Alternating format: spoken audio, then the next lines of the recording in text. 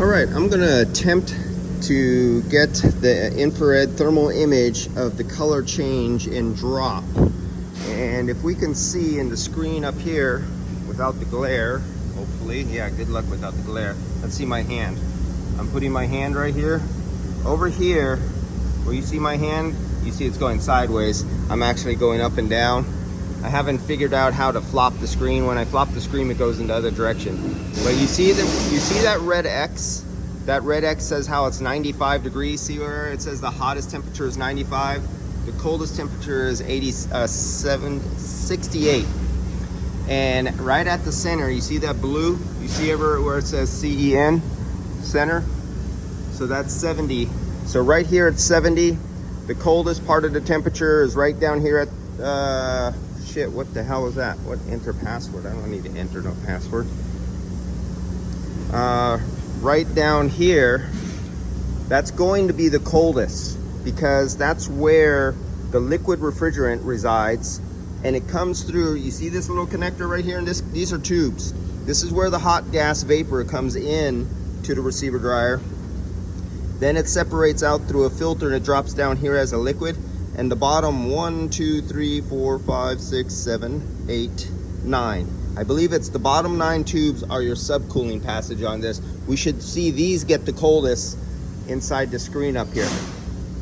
So let's give this a try. We'll turn it on and see if I can capture. Okay, on, open. I'm opening the container right now, but it's not open right. Yeah, it's not open here yet. You can see my arm? See my arm moving? Okay.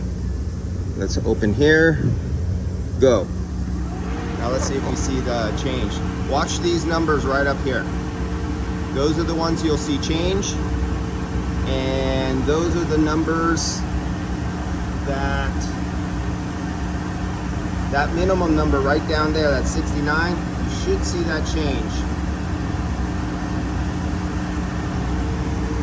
You can see the pressure dropping, and let me get the high side so you can see the high side pressure. I don't have it open to the high side pressure. You can see this dark stripe. You see that dark stripe right there? That dark stripe is the liquid right down here. You see where my arm is pointing, that dark stripe?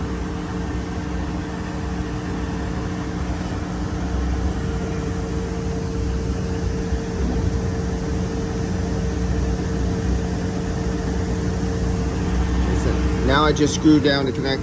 Yeah, we're almost out. So you can see where it says minimum temperature.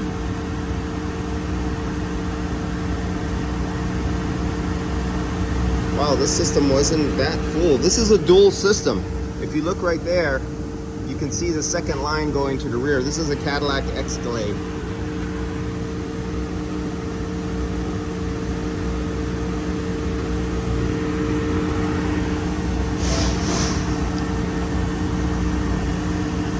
Okay, it's gone down to 60 degrees. Right where that little blue Scott, that's where the liquid is. Down below the receiver dryer. 59 degrees. So that's that point right there. See where my finger's pointing? Right there. That's that point.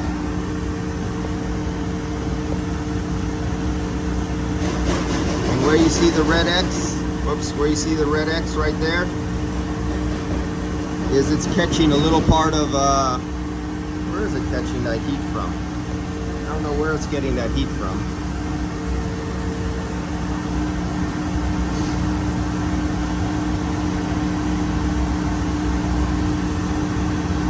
Calibrating.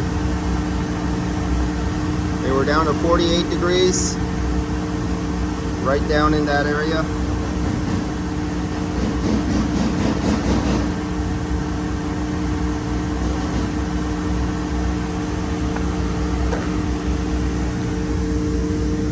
The high side is closed, it's 36 psi. The low side is down to 10 psi. I'm drawing the refrigerant out.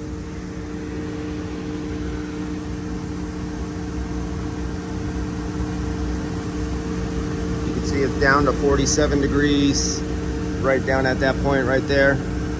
Let's see if I get it right there. It didn't like me putting my finger right there.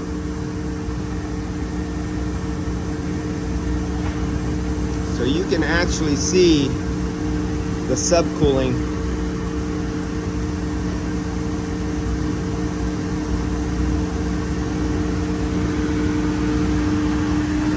Our camera is right there.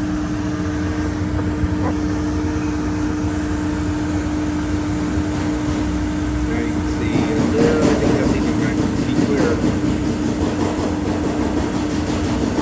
See, it's down to 44 degrees.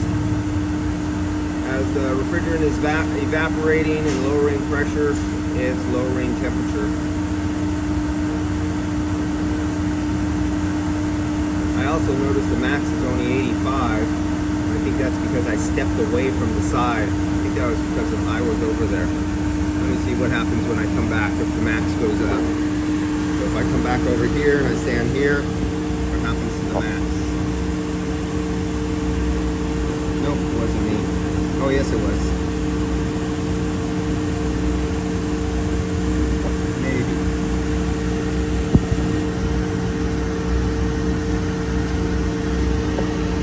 All right, that's all I wanted to show you. I wanted to show you, oh, it's condensating a little bit of condensation.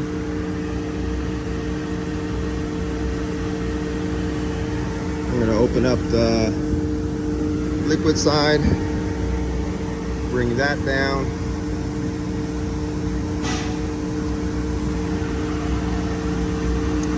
And if you see the minimum temperature is going back up, it's going up to 50 degrees. That's because there's no more liquid. 51 degrees, it's going to go into 51. So right now at this point, there's no more liquid down in that point at all. It's all flashed off, and so now it's absorbing heat from the surrounding temperature from the ambient air faster than what little refrigerant is being pulled down into a lower pressure can absorb heat, making it colder. So it's not getting colder anymore. We're up to 53 degrees.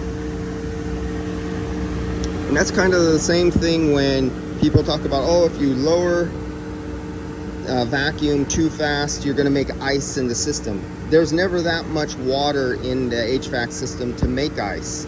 And we're talking about water into parts per million.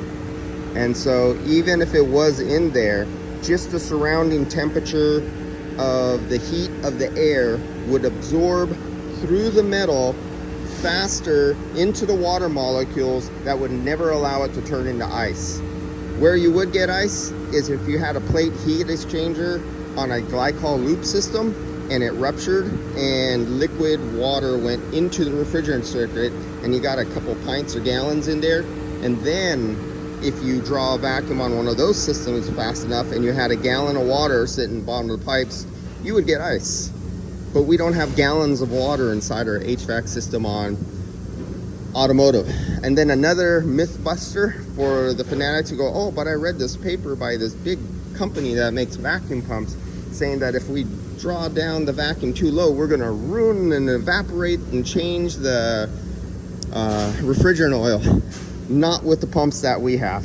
We don't have centrifugal pumps or micron pumps or venturi pumps or any of the really high-end pumps that go down to 1/100th of a micron. We don't have those kind of pumps, so you don't have to worry about doing that at our temperatures and room ambient temperature. Not going to happen. All right, guys, that's it for now. Just thought that would be something I thought you'd want to see.